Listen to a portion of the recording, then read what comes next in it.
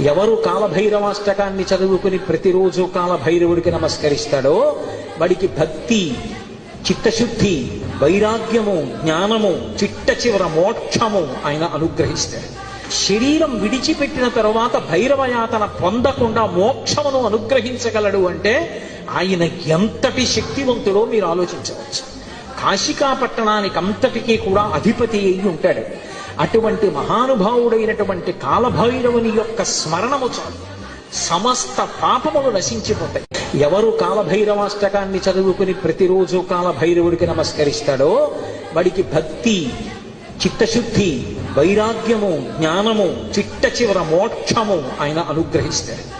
శరీరం విడిచిపెట్టిన తరువాత భైరవయాతన పొందకుండా మోక్షమును అనుగ్రహించగలడు అంటే ఆయన ఎంతటి శక్తివంతుడో మీరు ఆలోచించవచ్చు. కాశికా పట్టణానికి అంతటికీ కూడా అధిపతి అయి ఉంటాడు.